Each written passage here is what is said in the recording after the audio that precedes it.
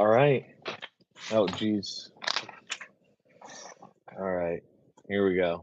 Well, gosh. Well, we're live, so I guess that's just how it's going to be. All right, everybody. So we're going to do a few things today. Uh, one of the things we're going to do is read from The Rebel by Albert Camus. This is my copy of it that's been through a little bit.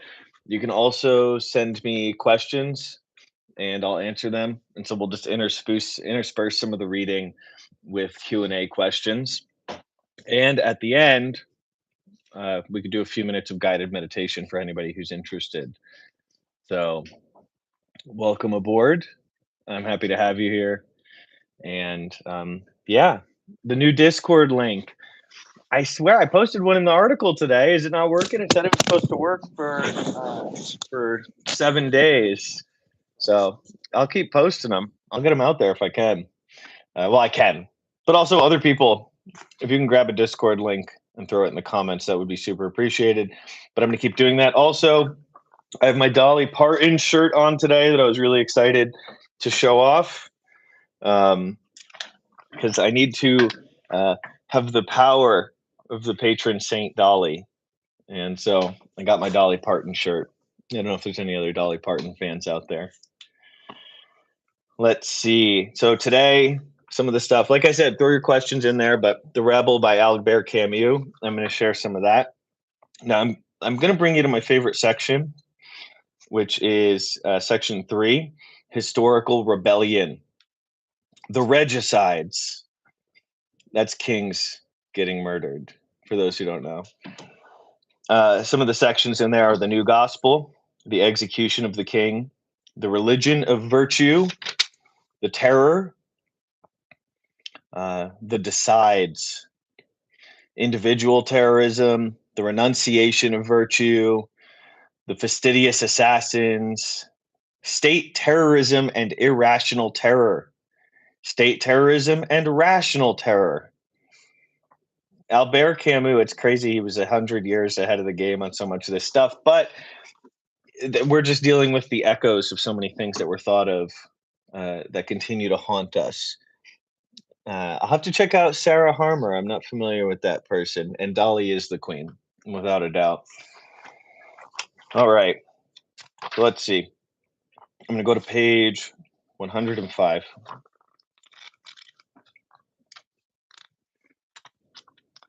And again, just a reminder too, at the end, we'll probably do a few minutes of guided meditation for any activists out there who want to join on that, because I think that could be pretty fun. And some people expressed interest in it. And some of my cats are digging through different things right now. So you might hear the sounds of that. And that's okay too. Let's see. She's Canadian. Well, I love Canada. People coming in from Mexico. Well, Ken, I mean, in the chat and in the country, which I'm okay with. But all right. Historical Rebellion. The Rebel, Albert Camus. Freedom, that terrible word inscribed on the chariot of the storm, is the motivating principle of all revolutions. Without it, justice seems inconceivable to the rebel's mind. There comes a time, however, when justice demands the suspension of freedom. Then terror, on a grand or small scale, makes its appearance to consummate the revolution. Every act of rebellion expresses a nostalgia for innocence and an appeal to the essence of being. But one day, nostalgia takes up arms and assumes the responsibility of total guilt. In other words, adopts murder and violence. The servile rebellions, the regicide revolutions, and those of the 20th century have thus consciously accepted a burden of guilt which increased in proportion to the degree of liberation they proposed to introduce. This contradiction, which has become only too obvious, prevents our contemporary revolutionaries from displaying that aspect of happiness and optimism which shone forth from the faces and speeches of the members of the Constituent Assembly in 1789. Is this contradiction inevitable? Does it characterize or betray the value of rebellion? These questions are bound to arise about revolution as they are bound to arise about metaphysical rebellion. Actually, revolution is only the logical consequence of metaphysical rebellion. And we shall discover in our analysis of the revolutionary movement the same desperate and bloody effort to affirm the dignity of man in defiance of the things that deny its existence.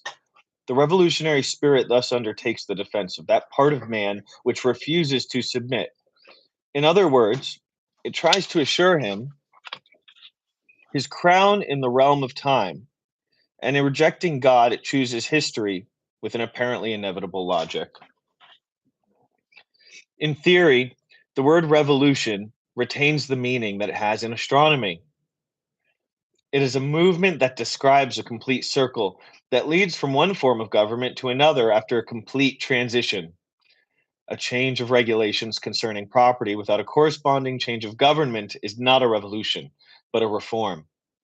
There is no kind of economic revolution, whether its methods are violent or pacific, which is not, at the same time, manifestly political.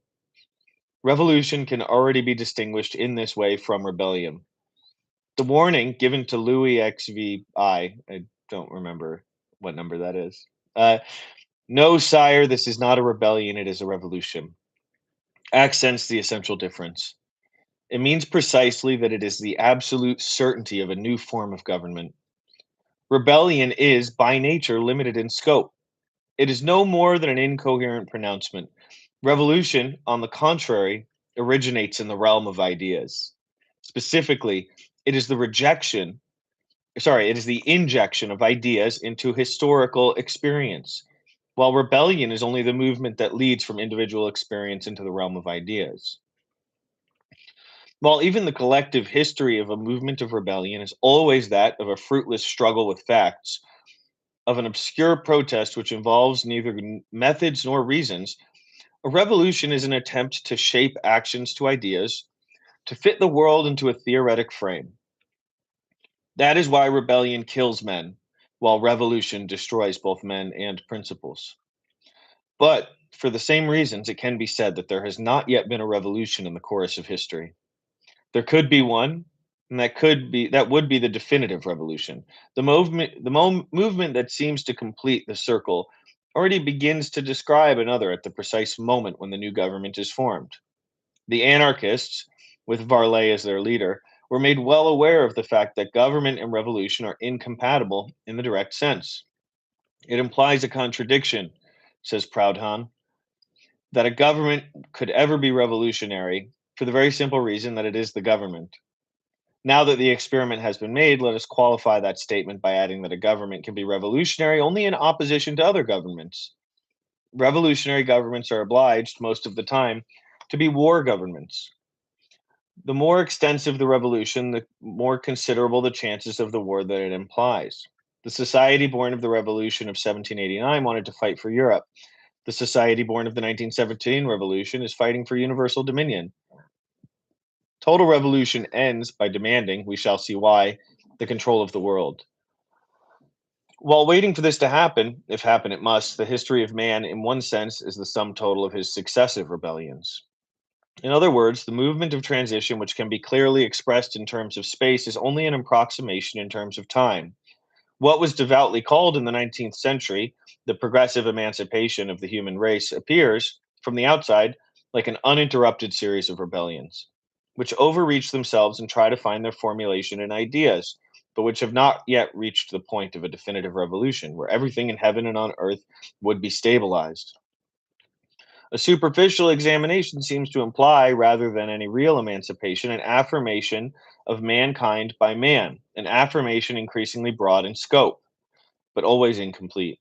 In fact, if there had ever been one real revolution, there would be no more history. Unity would have been achieved, and death would have been satiated. That is why all revolutionaries finally aspire to world unity and act as though they believed that history was concluded. The originality of the 20th century revolution lies in the fact that for the first time, it openly claims to realize the ancient dream of Anarchasis Cloots of unity of the human race and at the same time, the definitive consummation of history. Just as the movement of rebellion led to the point of all or nothing, and just as metaphysical rebellion demanded the unity of the world, The 20th century revolutionary moment, when it arrived at the most obvious conclusion of its logic, insisted with threats of force on arrogating to itself the whole of history. Rebellion is therefore compelled, on pain of appearing futile or out of date, to become revolution. It no longer suffices for the rebel to deify himself like Stirner, or to look to his own salvation by adopting a certain attitude of mind. The species must be deified, as Nietzsche attempted to do, and his ideal of the Superman must be adopted so as to assure salvation for all. Karaz, well, anyway, I'm going to take a break now. All right. So, some good stuff in there. I don't know if there's any Camus fans or existentialist fans out there, but part of what I hope to share with that chapter is about something that Camus really was.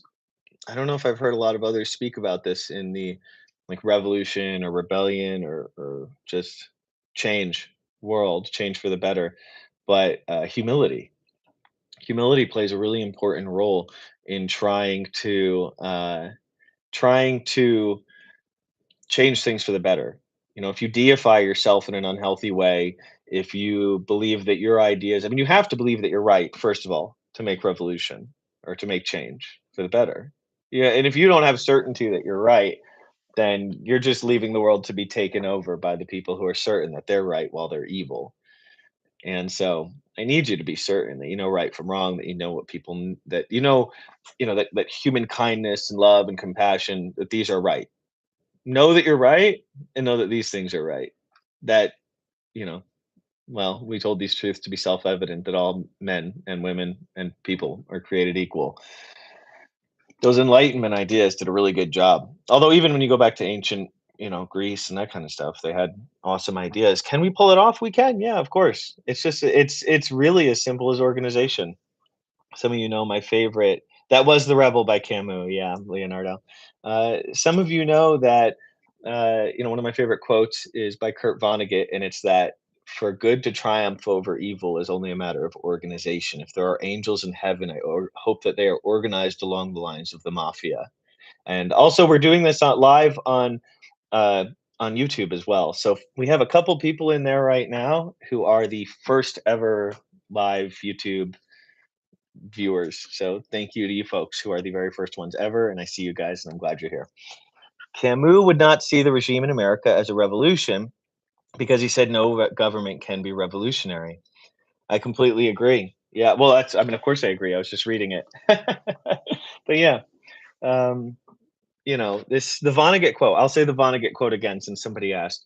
Uh, for good to triumph over evil is only a matter of organization. If there are angels in heaven, I hope that they are aligned along the lines of the mafia. And I would throw education in there too.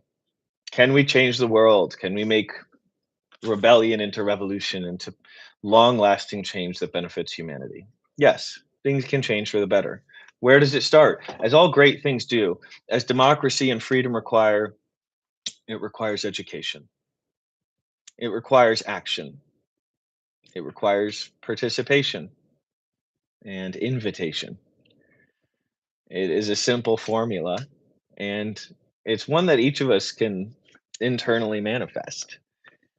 And so, and yeah, I mean, that's so much of the rebel too, is talking about why peaceful revolution is necessary. So when Camus lived in this period where he saw both, the authoritarianism that called itself communism and fascism and all these different movements that meant to bring about revolutionary change. I appreciate we have people who are in both places too, which I appreciate. Um, and so he kind of had his heart broken by some of this. There were people who hoped that the USSR would be this great new movement that would help a bunch of people, and then they just started doing horrible things. And so his communication about nonviolence was very very convincing for me, for understanding that you can't do the evil things if unless you want to also become evil. And so just a reminder, we can do this. It's just every day you show up a little bit. It's going to sound, while we're talking about fascism and authoritarianism and all those things, I'm going to shift to talking about brushing your teeth, because you're supposed to do that twice a day, and I think for about 90 seconds each. So 3 minutes of brushing your teeth a day. Our daily calls to action um, I really try to tailor them to something that creates real, substantive, direct, actionable influence on the world and takes less than 3 minutes a day. It takes less than the amount of time it takes to brush your teeth twice in a day. And so, participate in that. What is the penalty for evil? That's okay. That's a great question. I actually really want to answer that. So, before I answer, though, what is the penalty for evil, I want to say that there is a strategic benefit to evil. And it breaks my heart and it makes me worried that we're all cooked. Because if you're evil, then you're able to control for just one factor always. And you see this with a lot of those Silicon Valley types. They don't talk about using it to subjugate humanity, but it's the same mindset. It's okay. I'm I'm always moving towards one thing or away from one thing. And the one thing that they're always moving towards or away from is more power. And that's not just Silicon Valley, obviously. It's the bad guys a lot. And so if you don't have morals or values, then there are less inhibitors or barriers to doing horrific things that move you towards your goals of subjugation of humanity. So there is a strategic benefit to this and to evil, to that, not this, that. And I still think we can win, but it does break my heart to worry about that. And so, I don't know, but my heart is actually unbroken. But the Camus quote, "In the midst of winter, I found within me an invincible summer." And so we just show up. I mean, also, what would love really be worth if it didn't have to live up in the face of hardship, right? If your love wasn't shaken and tested. I don't know. That almost feels religious. I'm not really a religious person, but you know, the counterpoints define each other, right? And so greater people, more people of greater um, robust, loving concern for their fellow humans and tenacious defense of their fellow humans. More of those people will create it and they will be even stronger than in the easy times. This period of hardship, you're never happy that something bad happens. You're never grateful that the bad things happen. But they serve to build us and to make us stronger. And maybe this is just what we need to go through to be the humanity that I would hope we can be. So you just show up every day. The ancient quest to dominate solar energy, all religions are systems of control. Let's see, we have some interesting debate in here. Money is the goal. Money's just power. Money's gravity. That's part of why we can't have billionaires, just because they turn into black holes of power. Just as soon as you have billionaires, you have oligarchy. And so, yeah, money is just a tool. If Elon Musk, all these people, they'd be okay with having $0 as long as they were the kings and the regents and that sort of thing of the royalty. Putin owns an entire country. His bank accounts are relevant. His bank accounts, whatever he wants to take, that's their goal. It's always power. Money is just another one of those tools for it. Let's see. Passive resistance is often revolutionary. I love my good friend Dan, who is the co-author for my book Conservatism: America's Personality Disorder, but I disagree with him on that. Forget passive resistance. No way. Sorry. I'm all about active, obstruct, oppose, get in the way, be loud, eat up bandwidth. That's what's funny actually. I just want to tell you there's this thing that happens where I'll have two counterpoints to people who don't realize something interesting is going on. So I'll get comments that say my attorney general and my governor and my state representatives are superstars. They're amazing. They're perfect. They do no wrong. So what can I do? And then I also get people who say, or and then I'll get people who say, I live in a red state, and so there's nothing I can do to make things better. What do I do? And both these people have so many tactics available to them. So it's interesting seeing two different perspectives of powerlessness, and they're asking. So I'm not judging these people at all, but I want to tell you, like, okay, you're in a red state.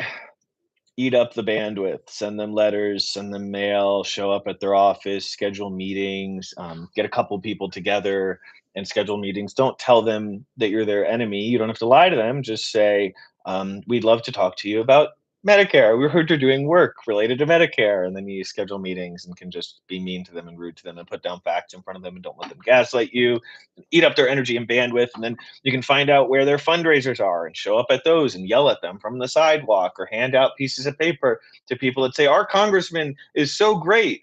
And then it just lists a bunch of evil things that they've done in the citations or something like that. Um, that's a great one. And then for people who are in the blue states, I don't care how much of a superstar your attorney general is, or your governor is, or your state representatives. There's always more they can give you because the bad guys never stop asking for more. We have people uninsured. We have people homeless. We have people starving. We have democracy at risk. There's always more they can be doing. Ask, demand, demand, always. And if they don't like it, they can resign because that's what it is to be a public servant. They start acting like they can gaslight us and that kind of thing, and I gotta go if that's the case. If that's what they think they can do. And so yeah, those are some important things. Any other questions while we're in here? We all want the same humanity. Well, how do we actually organize? So I'm to a degree anti-organizing. I, we don't need to. I mean, organize if you want, but part of the problem is, if I've done these like exit interviews with people from activist organizations. And the main complaint I hear is they didn't give me enough to do and they were clicky or gatekeepy.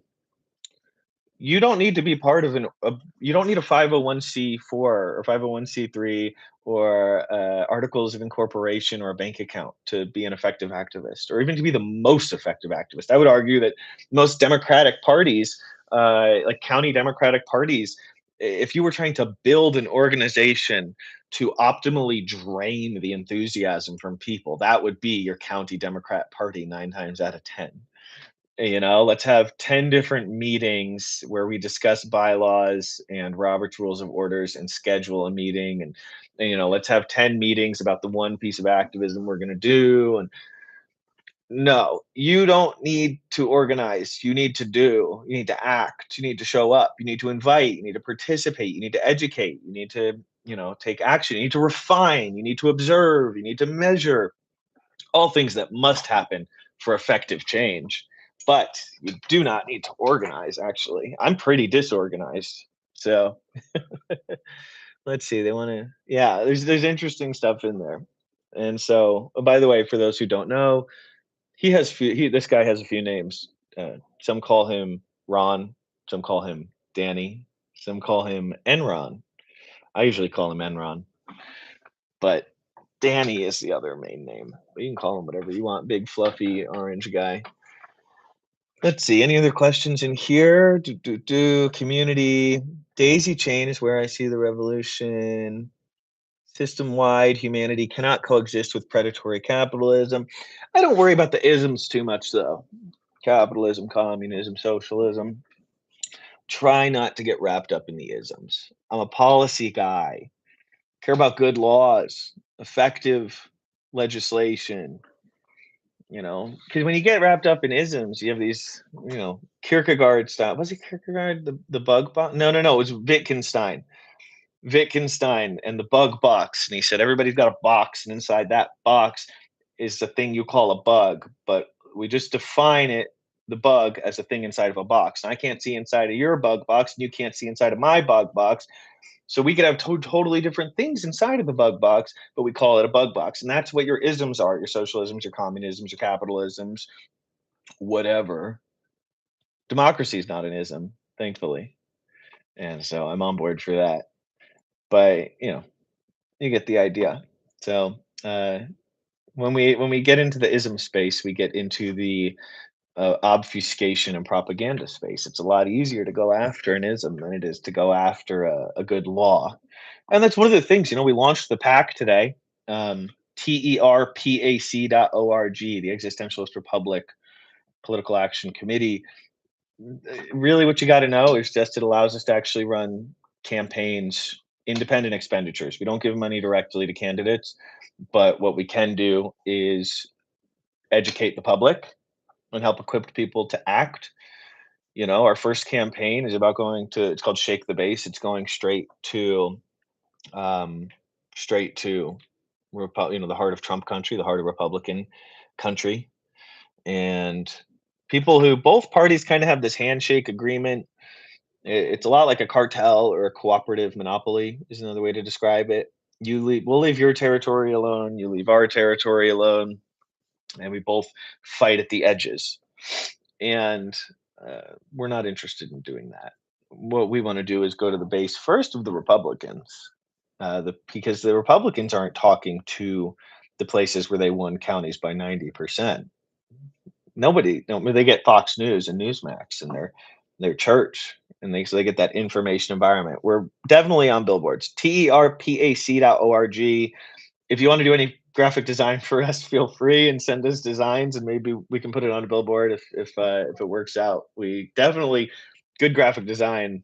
If people want to contribute that in lieu of money, would but money's good, but also like good graphic design is really helpful if you have a cool thing that would work on a billboard or a sign.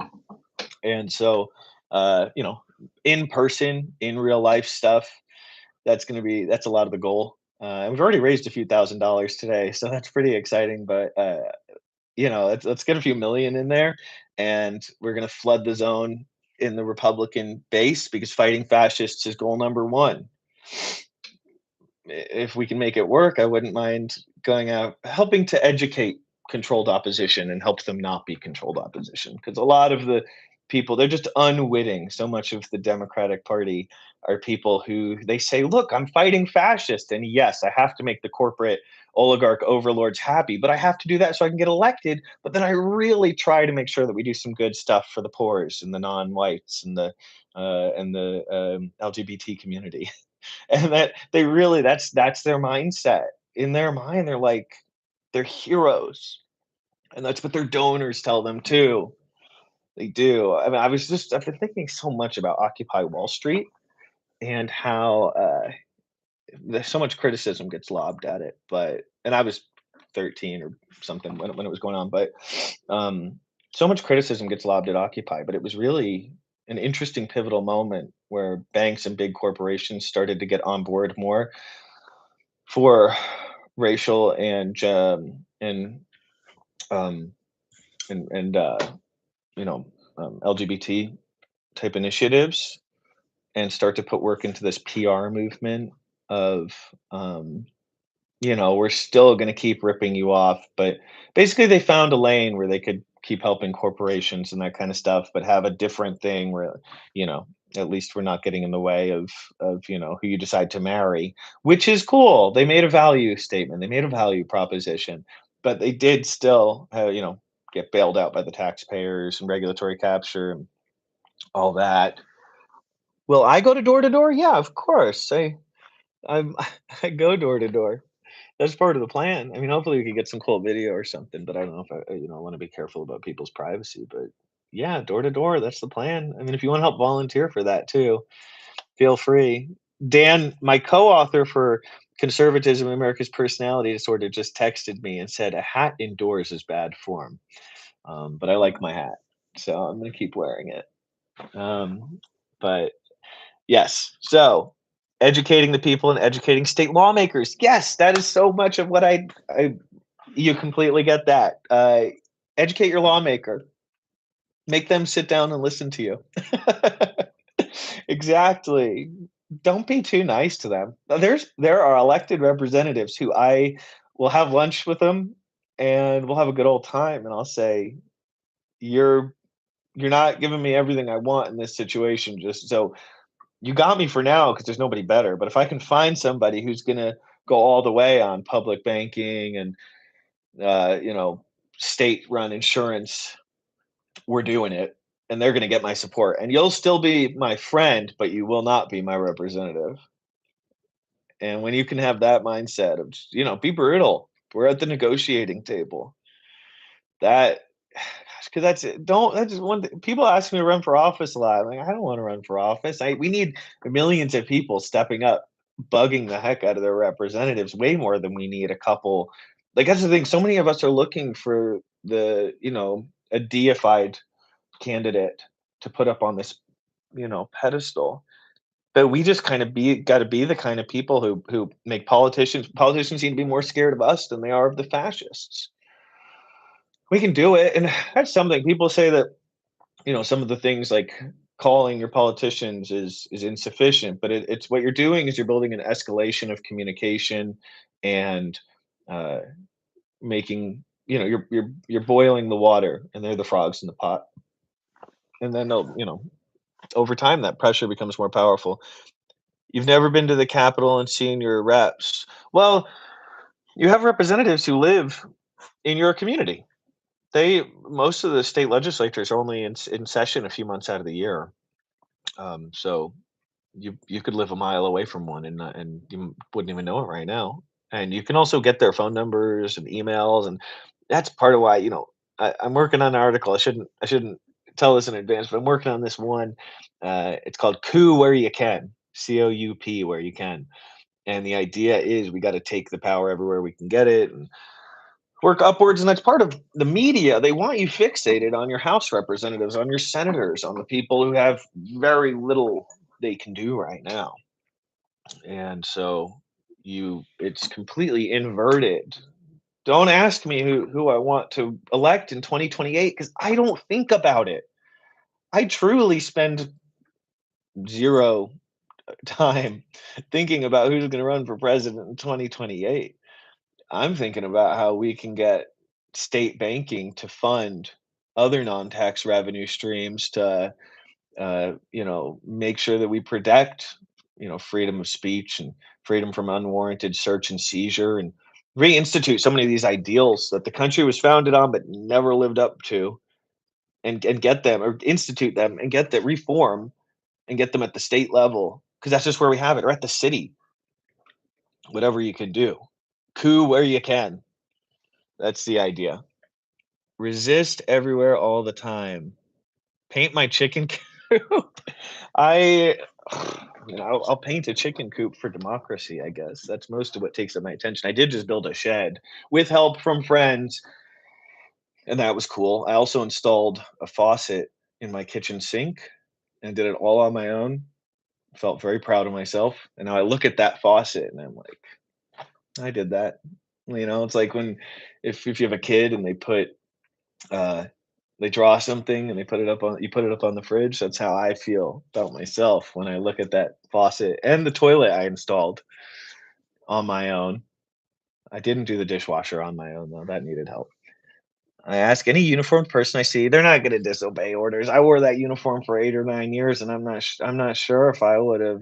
It's what happens to whistleblowers. You know what happens to the people who defy orders? They go into a cage, they get locked up, and they stay there. Nobody comes to save them. These soldiers, they either know that or they're true believers, and 99% of them are true believers, and the ones who like some of them will stand up, but it's going to be a tiny number. Our military's already committed atrocities. There is so much that was covered up about Iraq and Afghanistan.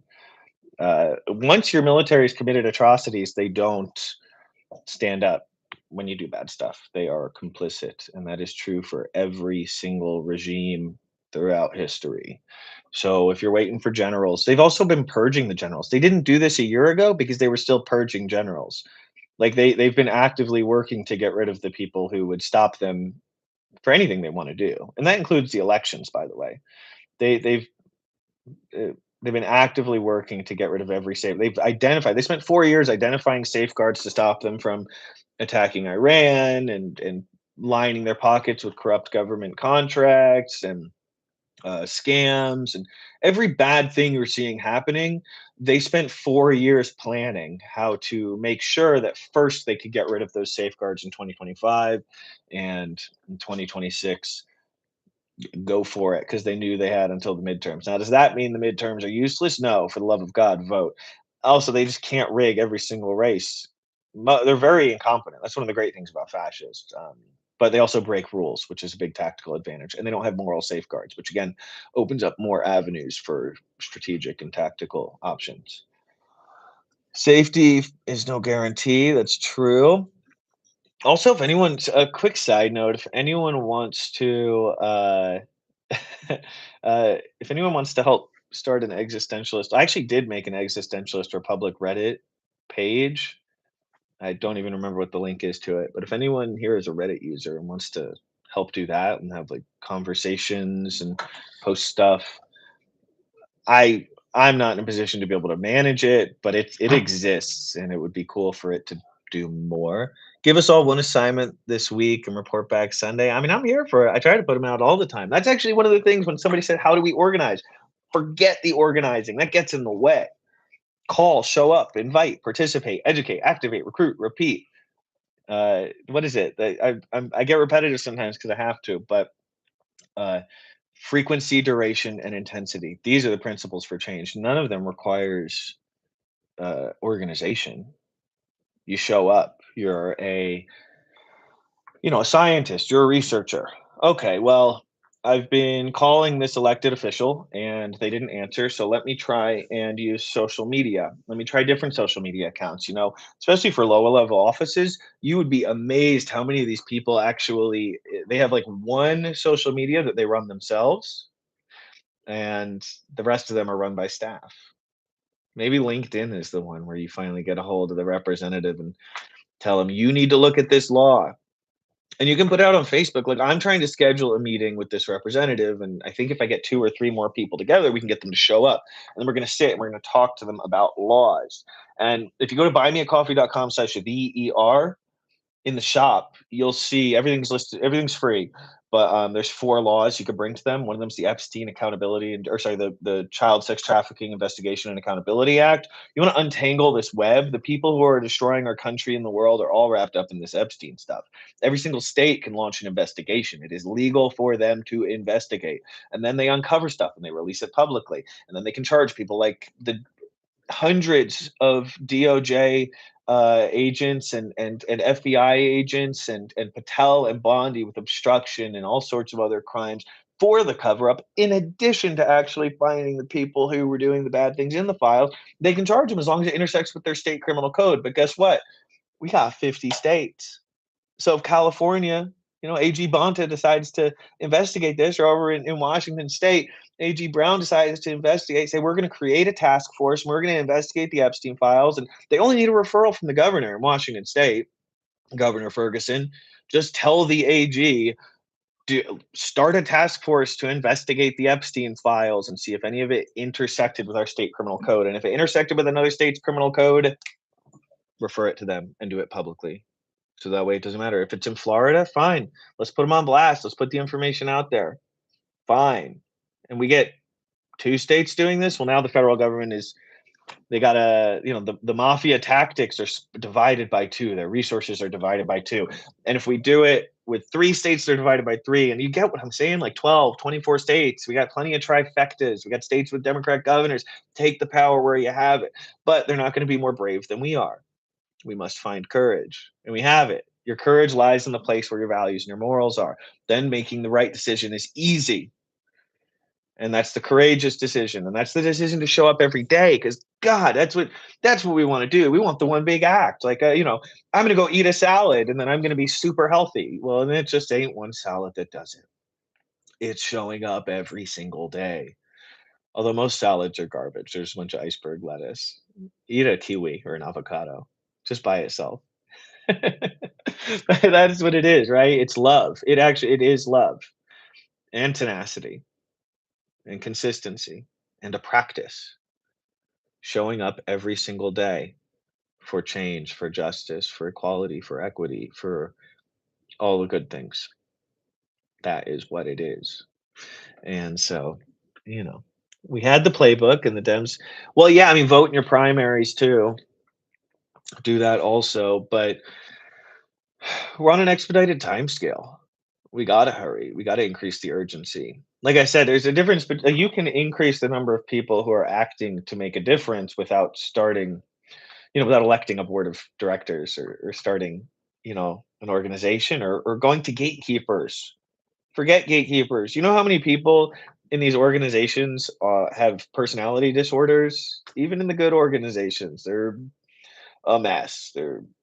It's often very unhealthy environments. And I've met some awesome like indivisible organizations and that kind of thing, but you don't have to do any of that to be an effective activist or to inspire others to do the same. There is so much research that if you just do the thing and you document it and you share it with people and you tell them how they can do it and you keep doing that, it impacts them. It influences them. I wrote that thing recently on influence.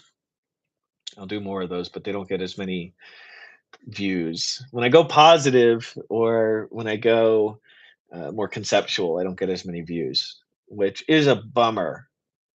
So it is what it is. I'll still mix it up because we gotta. Also, for anyone who's just tuning in, I have my Dolly Parton shirt. I just wanted to mention that. Um, all right, let's see. Anything else we want to get in here? Be specific. Be specific. Oh, about actions. Well, I'm specific. Like in 75% of my articles, for the record. Okay. I say call your AG and ask for this specific thing, and here's how you call them. You call your governor. One of my articles recently, I listed here's what you say to your governor, here's what you say to your attorney general, here's what you say to your city council member, here's what you say to your mayor, here's what you say to your state house rep, here's what you say to your state senator. I should have thrown in county auditor and state comptroller, state treasurer, and a couple others, but you get the point. I mean, I'll keep doing it, but I mean, propose that legislation, schedule the meetings, call their office, find them on every social media platform, mail things to their office, email them, fax them, get their fax number and just email them or fax them things all the time. Eh, Find if they have a beeper or a pager, find that and show up at their office and be outside their office and sign up for their email list and find out when their donate or their fundraisers are and show up at their fundraisers and yell or be nice. Use the Johnson treatment. Lyndon B. Johnson. People think he just yelled at people when he did the Johnson treatment. No, sometimes he would cry. And sometimes he would give them compliment. He would go through like a cycle of emotions. He'd be like, "We really need you to pass this." I'm not going to do the Texas accent right now, but you get the idea. And then he'd like just switch from one emotion to the next. He was a madman, but nobody has passed more progressive legislation. Ugh, progressive, forget that. No more good legislation than Lyndon B. Johnson in as short a period of time. And he didn't have a Great Depression or World War II going on. He just got it done in 5 years. It was amazing. Love Lyndon B. Johnson, Lyndon Baines Johnson. Reading your comments and appreciate them. Okay, what do we do tomorrow? Call who? Well, okay, what I want if you're going to do anything right now, this very second, is contact Mary Moriarty's office, Hennepin County Attorney, and Keith Ellison's office, State AG for Minnesota, and also Governor Tim Walz. And you'll go to buymeacoffee.com/VER, and you're going to find the prosecution memorandum for Jonathan Ross, because this isn't actually just about justice for Renee Good. If we can charge Jonathan Ross, we will send a message to every one of these agents. And it's been almost 2 months. And I wrote a 16-page prosecution memorandum that shows using existing statutes and standards and precedent that Jonathan Ross could be charged and put away for over 40 years, the rest of his natural days, because he's in his 30s or late 30s already. And that is the one ask I have. If you want one thing right now or tomorrow, it's contact those three people, send them the prosecution memo, and say, for the love of God, the evidence is there. Tell Keith Ellison to take Mary Moriarty off the case. He's done it before. So has the governor. They've taken her off of cases because she's done a bad job. And so please, that every day. It's not just about, just like I said, it's not, because then you're like, what about Alex Preddy, or what about these, there's immigrants who are being killed by ICE and we just see these videos and it's shocking. Charge a single agent, charge Jonathan Ross. It will make a difference. And every day that goes by, it's just not okay. We fight for the justice where we can get it. There's sufficient evidence. Don't let them lie to you. Don't let them gaslight you. That is the one thing tomorrow. If you're going to do one thing, Mary Moriarty, Keith Ellison, Governor Tim Walz. Ask Governor Walz and Keith, call their office, send an email, send a fax, mail, print the prosecution memo and mail it. If you print the prosecution memo and mail it, I will, and send me proof, I will personally give you a signed copy of I have like 50 of these. I'll pay out of pocket and mail you a free signed copy of Conservatism, America's Personality Disorder. Like, I mean, I just want that so bad. We need it. We need it. It's not like a want thing. It's like we need just one of these agents to be charged. For the love of God, one bit of accountability would just be so great. So, yeah, that would be awesome. But that is the one thing. But just in every day, it's a little thing. I'll keep putting them out in the articles, you know, and then you don't. That's all you gotta do. Because if we just had millions of people doing nudges every day, it actually would be substantial enough to shove. We could tip over a car if enough people were just poking that car. Yeah, so they we're looking like people are just like, "Oh, please somebody come and be the Incredible Hulk and flip the car of fascism over." And it's like, "No, we're not gonna get the Incredible Hulk. We need the Incredible Us. We all go and we many hands make light work, and so the lift isn't actually that heavy if everybody just shows up to the degree they can." You had Sharon had margaritas with Dolly and 8 of her band members were roadies in Washington. Oh, wow, that's pretty cool, Sharon. Mary Moriarty has opened an investigation. I want to say this diplomatically. It took 4 days to charge Derek Chauvin for the murder of George Floyd. There was substantially less evidence. Substantially. That prosecution memorandum uses publicly available evidence. Read the full 16 pages of that prosecution memorandum of Jonathan Ross at buymeacoffee.com/TheER and tell me in good faith that the Hennepin County attorney, Mary Moriarty, cannot charge Jonathan Ross right now. It is a lie. I made a 16-page prosecution memo. It is legally sound. It's been viewed by multiple prosecutors across the country. It is sufficient. Mary Moriarty is a liar. Okay? I've been trying I've been really trying not to say it because you don't persuade people as well when you call them liars. But Zelda, this is Zelda, by the way. So there she is, hanging out. Okay, sweetie. Okay, there you go. All right, maybe she could tell I was getting a little upset, but you get the idea. So yeah, we got to make accountability happen. Let's see. They're lying liars that lie. First billboard, fire Mary Moriarty. She is not running for reelection. But we could. She does need. She's got a year left. She's got to get fired. She's been taken off of cases before. She's bad at her job. She's. We've got like the wrong person in that role. There's a guy named Matt Pelican who's running against her. Matt Pelican for Hennepin County Attorney, and he would do a much better job. But she's not running for reelection. Now, why is she not running for reelection? It's actually not just because she's so bad at her job that she's been taken off of cases by Keith Ellison and Governor Walz. Also, she has burned every bridge because she's like called Governor Walz homophobic, and all these different organizations were like, "What?" All these LGBT organizations were like, "What?" And she said some stuff about Keith Ellison. So like, she burned progressive and Democrat, everyone who should be her ally. She's like said negative things about publicly and burned those bridges. And so, um, yeah, we can run that billboard. If somebody, I mean, we got to, where do we want to target it? That's the next question, right?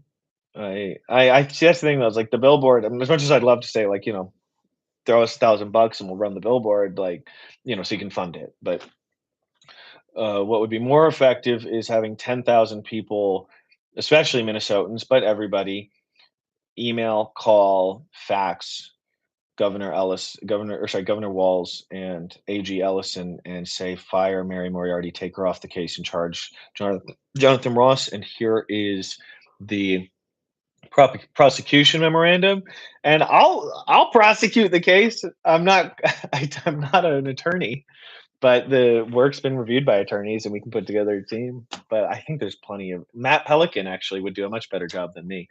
He won't publicly say, obviously Jonathan Ross committed a crime in broad daylight and needs to be charged, and there's sufficient evidence and Mary Moriarty's lying, because he's a really good attorney and he knows that you're not supposed to do that. But you know, uh yeah.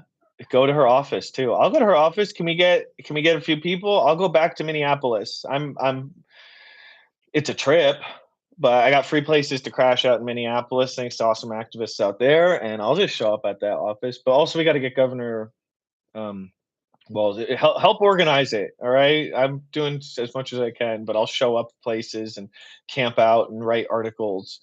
And that's the thing. I need you guys. Uh, I I can't do this on my own. I we are all one voice. I get to use this platform to speak to more people. I've got some ideas people are excited about that. Most of them aren't original, but I cite my work, as you guys know. Um, but we need numbers, and first, just take charge of yourself. Just I am a number in the storm. I am a nudge to help flip the car of fascism, and we can do that. That's gosh, a march on Washington. I'll show up. I mean, that's I've been thinking about. I will say we were talking about doing well. DC is one idea. You start throwing out the ideas, and everybody's like, "Well, we're doing this thing, we're doing that thing."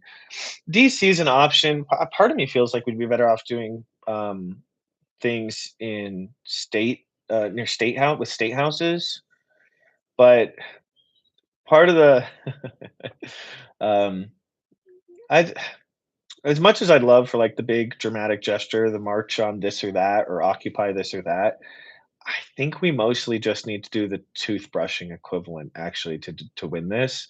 Now that also means mixing in general strikes, like sign up. I think I don't think it's I don't know, maybe it's generalstrike.org or something, but there's an organization I've shared the info for that you sign like a general strike card. But like, what would probably be more effective than just showing up and marching on Washington? If that same million people printed out information on what the heck a general strike is and how it can help us fight back and why it matters, and printed out those posters and put them on 100 of their neighbors' front doors.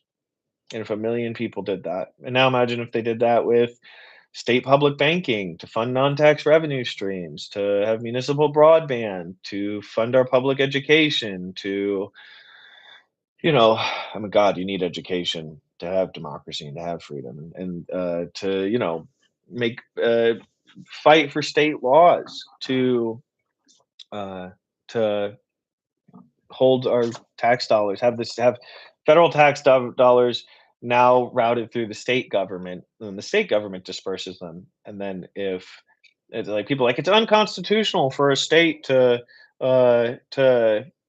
hold on to the federal tax withholdings. Yeah, so stealing an election. That's the point. It's like, hey, here's a really reasonable, tame response. Hey, you've been abducting people and beating them and putting them in camps based on the color of their skin.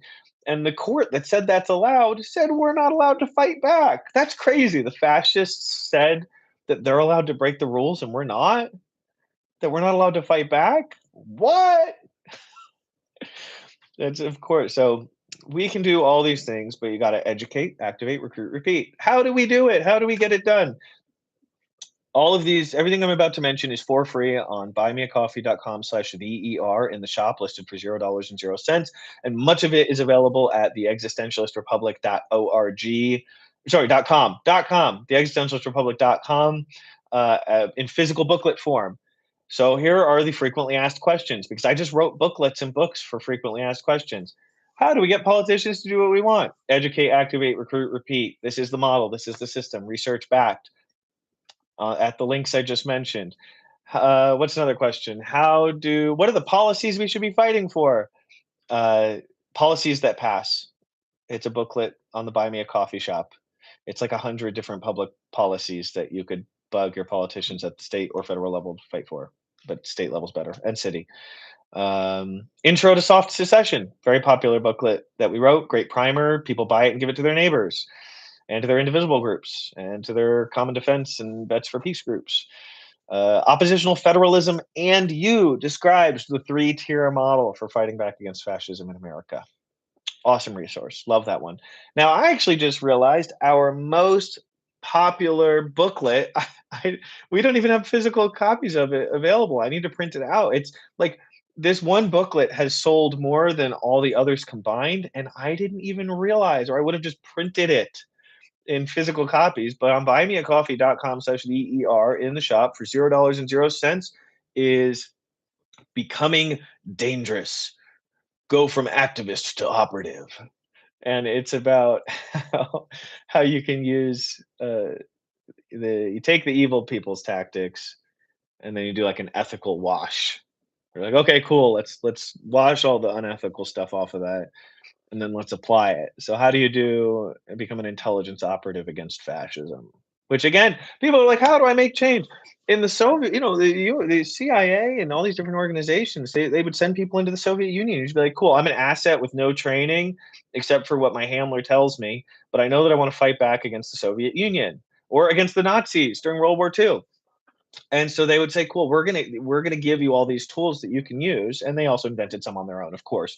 But we're gonna give you all these tools to fight back against Nazis. Yeah, as someone who lives in Nazi Germany, and you can just do that now. You don't have to join an organization to do it, and it can be really helpful and effective. So, being dangerous or becoming, no, becoming, being and becoming, for my existentialism fans. Uh, the cat's knocked something over. It's okay. Uh, Becoming dangerous.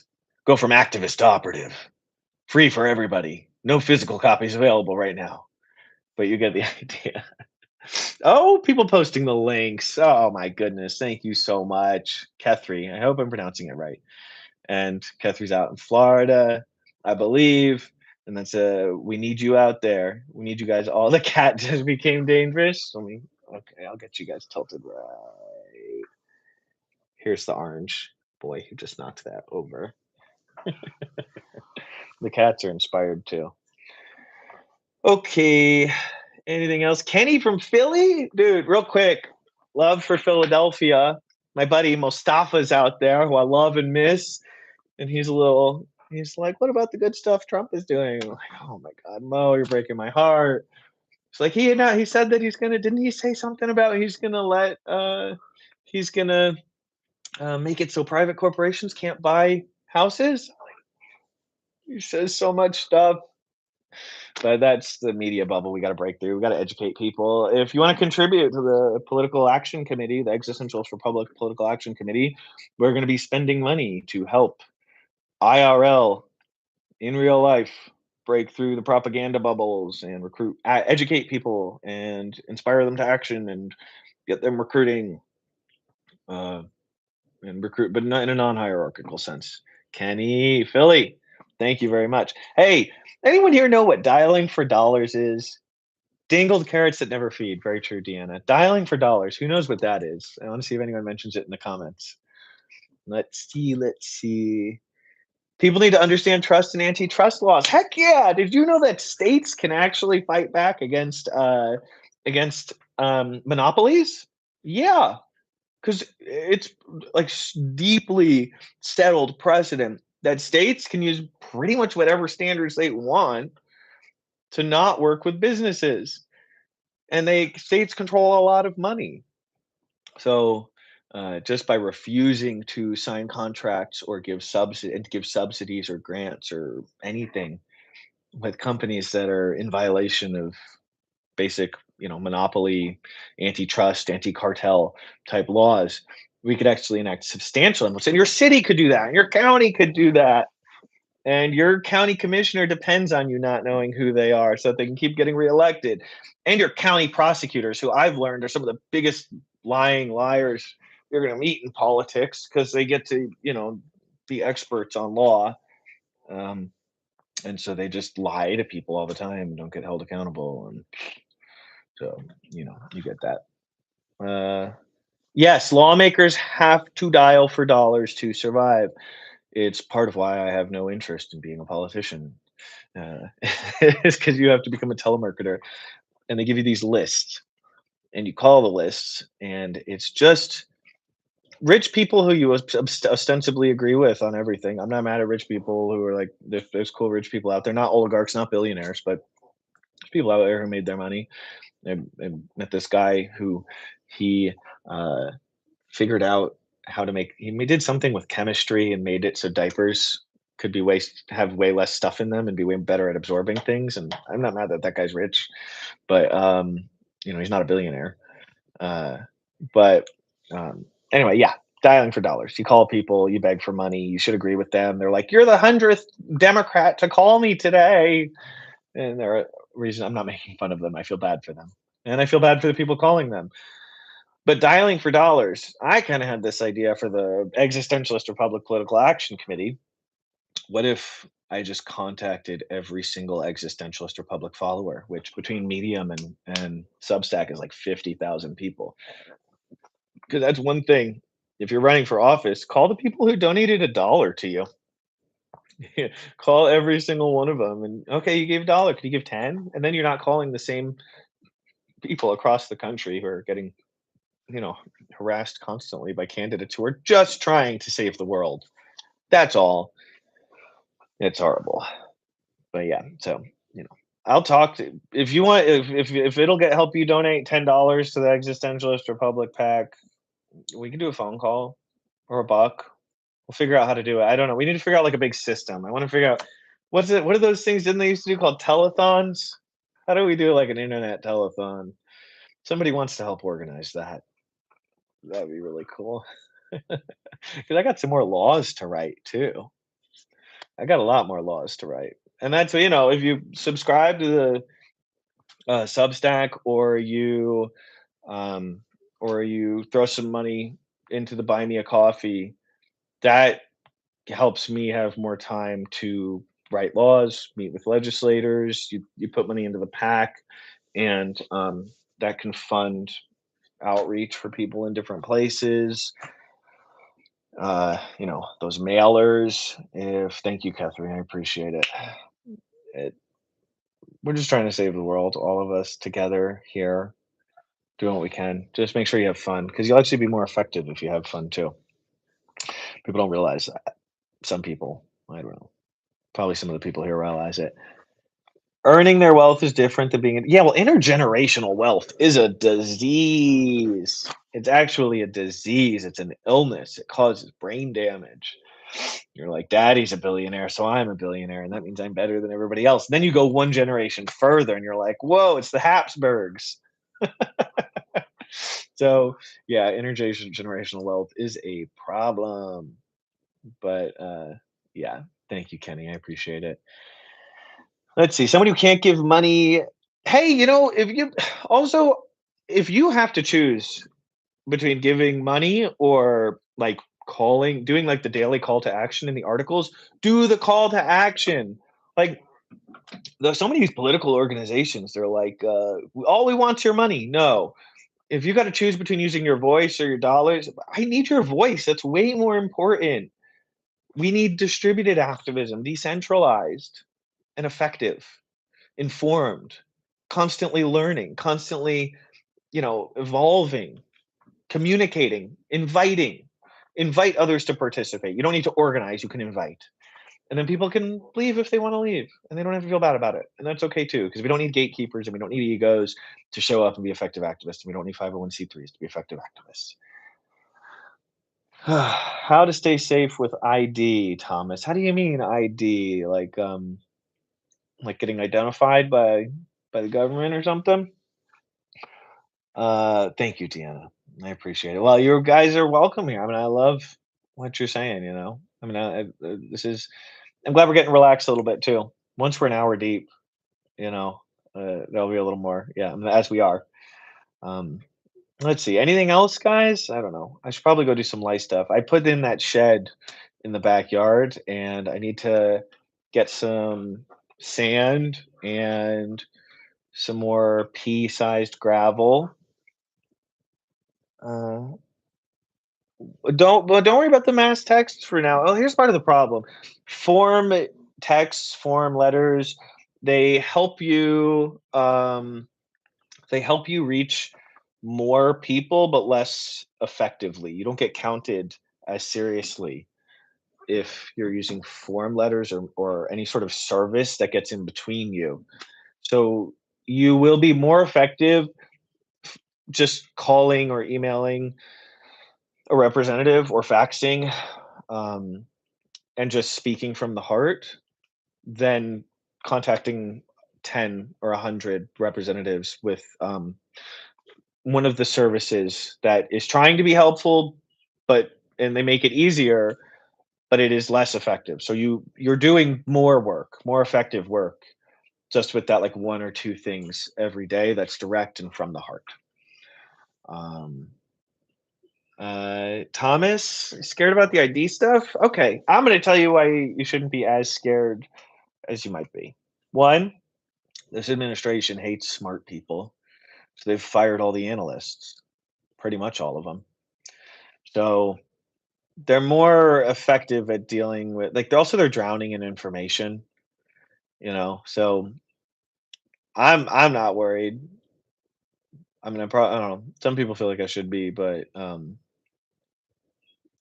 I you know people who were hiding Jews in their attic during World War II, and that was really cool of them. I'm really glad. That's a very silly way to say it. That was it showed tremendous courage. I got to put back on my people in World War II who hid not just Jewish people either, but Romani and LGBT and people who'd been associated with communist organizations who hid them from the Nazis, and they showed tremendous courage. And it's all about cognitive reframing. There's a narrative. Don't be afraid. I don't think we have to. They fired the smart people, but the courage is in you. I mean, we all have all these different things in us: fear, anxiety, uh, pride. But we can shift the sands, and we can pour more in of the courage, and maybe pour out a little bit of the fear. You can have the fear too. And Teddy Roosevelt said, if a man pretends to be courageous and then does the courageous act, then he is in fact courageous, no matter what he felt inside during it all. But the fear, don't I don't know. I guess it's tough for me to say. I call it turning off my or turning off my or turning on my dumb switch. Well, turning off. Okay, turning off the stupid, hitting the stupid switch, hitting the stupid switch. That was something I taught when I was a staff sergeant in the Air Force. Is I have troops and we were doing training, and they'd be scared or whatever, and I'd be like, I just hit the stupid switch. I flick off the lights and just let myself be dumb. I guess not everybody can do that. Anxiety can be really tough. I mean, I get anxiety and stuff, but as far as the government watching us or whatever, I don't know. Forget them. Screw them. We're the heroes of this moment. We're the ones fighting back against fascism. Be proud. You know, a real functioning government that works for the people. Calls are redirected. Yeah, but they're drowning information. They don't have enough analysts. They're they just want to smack people over the head, especially brown people. If you're just some dissenter on the internet or whatever, I just don't think we have that much to be worried about. I mean, well, I guess I don't know. I mean, look, if you're a migrant or a person of color, you're in a lot more danger. That is true, but also, I don't know when people come to me with stuff like, all we got is most humans live under autocratic regimes, and throughout history, they lived in places. This country was formed because they were like, hey, the king can just throw you in a cell because you say something he doesn't like. It's kind of the natural state that most humans have lived under, and we're fighting to change that. But what you can do is have community, have friends, have people who you're going to take care of each other no matter what. And you do that as much as you can. And that has a protective mechanism to it. Fear is always the ego's henchman. And fear is the mind killer for the Dune fans. We should be more afraid of doing nothing and being victims any further of this administration. Yeah, that's the thing to fear: inaction and hopelessness. Be courageous. See yourself as a courageous person. I'm working, hopefully gonna have a journal based off of this out soon. It's a prompt journal, and a lot of it's gonna be using cognitive behavioral therapy to look at yourself, build your activist identity formation. There's a lot of research that shows that people like you can get more people to vote if you say become a voter than if you say go vote. And so we're forming our identity. You are a courageous person. You have that inside of you. You are a person who fights to make the world a better place. Think of those heroes that we have from the Revolutionary War and from World War II, the people who fought back against fascism, who lived under autocratic regimes. They just did the thing because they knew what their values were and they knew what right and wrong was, and so it was easy to make the decision. And the more you sit with that and you think about that, yes, Thomas, you are courageous. Yes. Yeah, Thomas. I love seeing that. Now, yeah, are you in Philly, did you say? I don't know, but or I might have been another person who's Philly, but, um, we're gonna also be posting a thing soon about I appreciate it, Audrey. We're gonna be posting a thing soon about, if you want me to come to your town and we could, like, do an event or something, uh, so keep an eye out for that because I've been traveling a little bit, but it's pretty much just based on who reaches out to me or when crazy things happen. But, I wanna come and help more organizers and meet more legislators and do that everywhere possible, and so that kinda means, distributing some of the planning. So, like, "Hey, we already have a couple people in this city who are interested. Is anyone willing to get hold of the Indivisible chapter and the county Democrats?" And, uh, also invite the libertarians. Did you know the Libertarian National Chair actually said, "Abolish ICE," and that chair isn't running for reelection, and the 2 people running for the chair position also said, "Abolish ICE." The chair for the Democrats didn't say that, and I'm not saying go be a libertarian, I'm just saying if they wanna be allies, we should invite them to participate. That feels like it shouldn't even be, contentious. Their party went through a lot of stuff. Also, Working Families Party, like, and just invite all the groups, invite all the people who should be our allies, you know? Um, oh, it's Kenny from Philly, not Thomas. Well, Thomas is still courageous, so I appreciate you, Thomas. Sorry about that.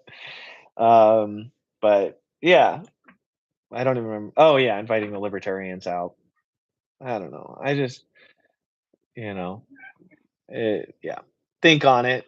But yeah, I'll send that out. Or also, you can just reach out to me and we can help plan something in your city. I mean, that's how Charlotte happened. A group asked me to come speak at their event, and they did cover expenses, which was really cool, and got me a place to stay, which was really awesome because it's way more fun to stay at like an activist's house than at a hotel.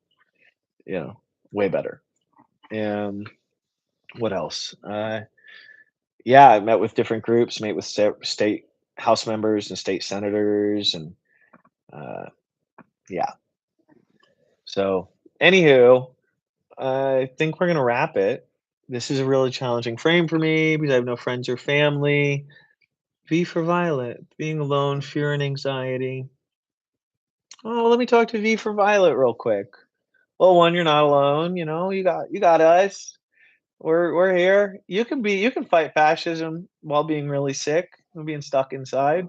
There's a ton of stuff. Actually, shoot, I forgot. I'm working on an article that's especially important for V for Violet because it's about being an online intelligence operative fighting back against fascism. Since that one booklet did so good, the becoming dangerous, going from activist to operative, I wanted to make an online booklet about using all these different intelligence agencies. They have these online tactics. So how can we ethics wash it, and use it so that those of you who are online folks who can't get out and hit the streets, you can do a lot. You can do so much. And so I'm working on creating that for you. So yeah, where the website for the prosecuting document is buymeacoffee.com/VER for the prosecution memorandum. All fascism is a grift at its core. Thomas, so true. God, you guys are making it hard to go work on my shed. We're gonna have to do this again. Thanks for popping on. Thank you, Deanna. Uh, the Michael Parenti Club. Hit me up, Commander Cool. Let's figure it out. This is my life. This is just what I'm doing with it. It'd be cool if we just defeated fascism, and then I could go write, just science fiction or something like that. I don't, or spend more time with my chickens. But I'm happy to be here. So just get DM me or you can email me.